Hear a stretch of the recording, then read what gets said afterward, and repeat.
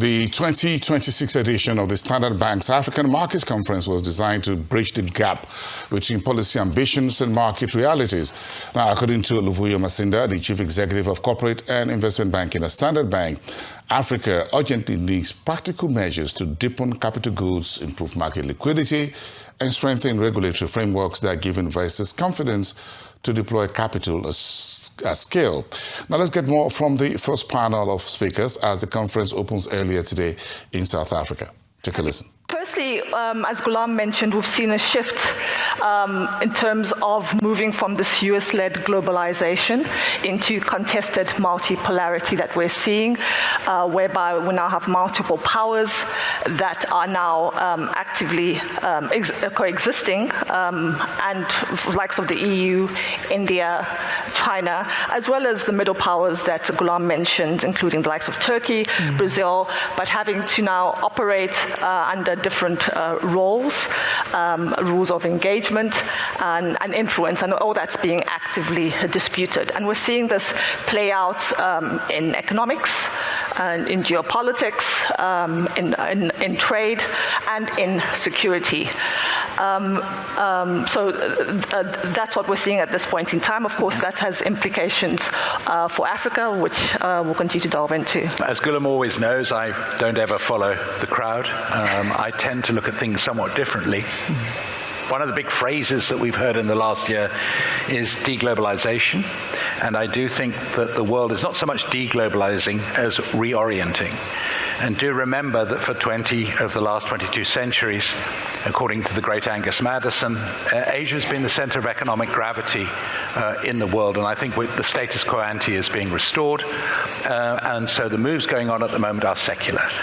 I think that when we think about this reorientation, we need to move away from what is central to this particular conference, which is capital, and start focusing more on trade. The US-centered world is obviously driven by capital, as was shown in the list of questions we've just been asked. There wasn't a single one that mentioned anything to do with China. But China controls the world of trade, and I think that is something that is particularly central to Africa's future, because I think, with the exception of Eswatini, every country in Africa has as its number one trade partner on both fronts, China. So I think it is an important consideration. The best prism to start viewing the changes that are taking place at the moment is not through the capital account, it's through the current account, where the trade is captured. Now, this is not familiar to most of the people sitting in this room who probably live and work in capital markets, but it is something that you need to pay far more attention to moving forward. This means stop being hypnotized by the dollar. I would have loved to have seen the question today, not on what the dollar's going to do against the euro, but what it's doing against the renminbi, which this year and over the last 12 months has been far more significant than the moves that it's had against the euro. So this is all part of the change in the way that we need to start looking at the world. I would strongly encourage central banks in Africa to start denominating their foreign exchange reserves in two currencies. Tell us from month to month what happens to the dollar amount and what happens to the renminbi amount, because that way we can start to understand the world that we're moving into. We're moving out of a world that is centered on US capital. And remember, the US wants capital from the world. It doesn't give capital to the world. It runs a current account deficit of $800 billion, which means it must attract $800 billion into the United States in order to balance its external account.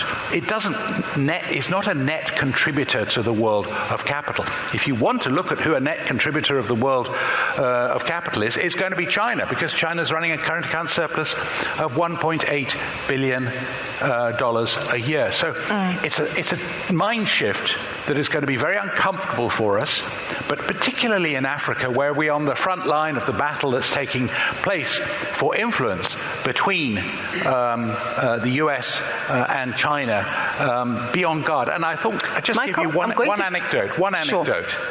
The end of last year, Kenya switched 70% of its railway debt from dollar-denominated to renminbi-denominated. 1st of January this year saw its credit upgrade. Why? It saved $200 million on its external payments by switching to China. Valid points that you've mentioned there, Michael, and thank you for giving us some perspective. This is where I'm hoping we can roll up our sleeves and deep dive into the conversation with your assistance as well as audience members who have key questions and themes that you'd also like to engage on. So please do be mindful that we will be taking your questions both in the room and online and addressing them to you. I think we're all sitting here and we're thinking, my goodness, several themes that we have to clutch on. First things first, perhaps let's focus on the trade dynamic that has been highlighted. And this, I guess, is addressed to all of you as panelists, but perhaps starting with yourself, Michael, given the opportunity that you alluded to, AGOA has been extended for the next, 12 months till the end of the year at least.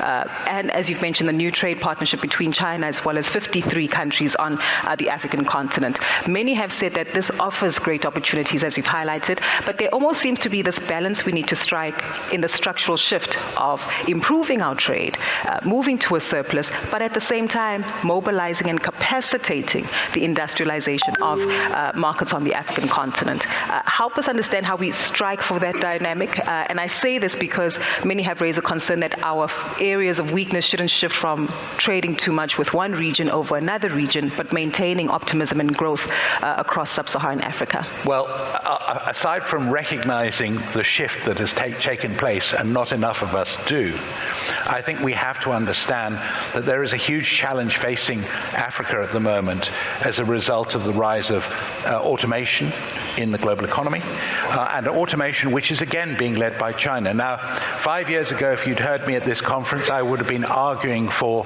the growth of low-end manufacturing in Africa so that it could essentially move up the value-added chain, start exporting, as Lesotho has been doing, textiles to the world. It's becoming more difficult to do now. Automation is not helping. The shift, and you can see it even within the Southeast Asian region, of manufacturing from China to the rest of Southeast Asia has been marginal.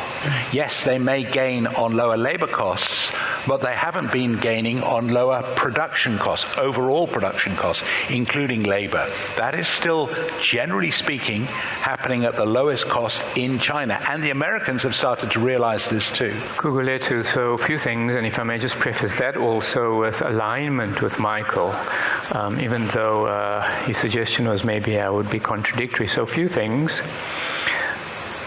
Trade is about 50% of Africa's GDP. So it's been the quiet engine that has been engendering quicker growth and been a source of prosperity and per capita incomes. 7 of the world's 10 fastest growing trade corridors now exclude the US, and they involve Africa, the Middle East, and the Far East. And so there is Africa's opportunity for insertion. Africa is potentially at great peril, to the extent that it has been unable to establish heavy manufacturing. And the language is routinely that Africa must insert itself into global value chains, from shifting rocks to shifting products, from being able to, on the back of nearshoring, friendshoring, to become a trusted partner in this geopolitically fraught world. And the difficulty is that China, and sometimes China plus one nations, are establishing themselves dominantly in new age production. And we know that to be perhaps most prominent, for example, in BEV vehicles, battery electric vehicles, and other new energy technology products. And Africa is going to be left behind in this third chapter of China's manufacturing ascendancy. Quickly, the first chapter was low quality but cheap goods. The second chapter was high quality and still cheap goods. And now the third chapter is new age products. So if Africa is going to establish itself as an attraction for the next factory, the next smelting and processing plant, the next mine, a few things must happen. The regulatory, the policy environment must be more inviting. Yep. Reforms with regard to foreign exchange so that liquidity is ample and individuals and foreign investors can invest not just in portfolio arena, but also in the real economy. power has been decapitating for a length of time. Across Africa, the extent of power availability is the equivalent of some single country Western nations. It is so scarce, and power, of course, is oxygen. But that has been improving, and improving measurably, and especially with regard to more modern solar-oriented options. But the reform agenda with regard to enhancing the investment climate on the continent, the capacity to enhance predictability, even if it isn't perfect, needs to improve. But even though I sound a little bit hesitant and daunted, in 2022 and 2023, the Middle East invested about $113 billion across Africa in ports, in energy, in infrastructure, in retail, hospitality. And that was 3 times as much as China. So the Middle East is, while a middle kingdom, it's a superpower with respect to capital.